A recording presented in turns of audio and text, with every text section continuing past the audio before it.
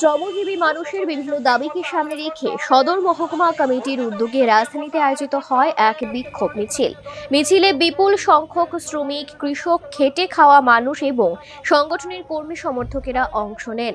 শহরের বিভিন্ন গুরুত্বপূর্ণ পথ পরিক্রমা করে সরকারের দৃষ্টি আকর্ষণের চেষ্টা করেন বিক্ষোভকারীরা।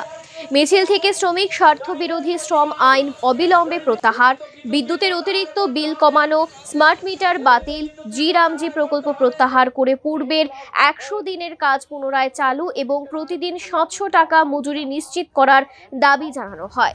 পাশাপাশি নিত্য প্রয়োজনীয় দ্রব্যের লাগামহীন মূল্যবৃদ্ধি নিয়ন্ত্রণ, শহরের দীর্ঘদিনের বেহাল ও অকেজো রাস্তাগুলির দ্রুত সংস্কার এবং শ্রমজীবী মানুষের জীবনযাত্রার মান উন্নয়নে কার্যকর পদক্ষেপ গ্রহণের দাবিও তুলে ধরা হয়।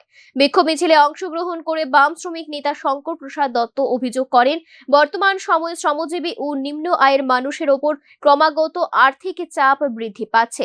বিদ্যুতের খরচ বৃদ্ধি, নিত্য প্রয়োজনীয় জিনিসপত্রের মূল্য বৃদ্ধি, কর্মসংস্থানের সংকট এবং জনপরিষেবার অবনতিতে সাধারণ মানুষ চরম দুর্ভোগের শিকার হচ্ছেন বলে দাবি করেন তিনি।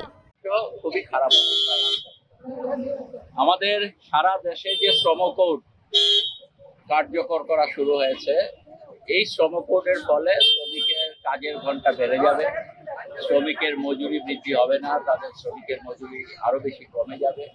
জিনিসপত্রের দাম ক্রমাগত বাড়ছে, জ্বালানি তেলের দাম বাড়ছে, গ্যাসের দাম বাড়ছে, সেই জায়গায় শ্রমিকদের যে মজুরি বৃদ্ধি হওয়ার কথা সেই বৃদ্ধি হচ্ছে না।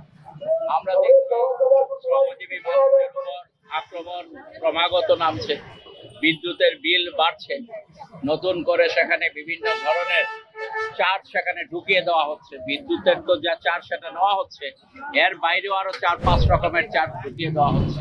অবিলম্বে এই দাবিগুলি বাস্তবায়নের উদ্যোগ না নেওয়া হলে আগামী দিনে আরো বৃহত্তর আন্দোলনের পথে নামতে বাধ্য হবেন শ্রমজীবী মানুষ। আজকের এই কর্মসূচি থেকে এইভাবেই হুঙ্কার দেওয়া হয়। Bureau report, news now.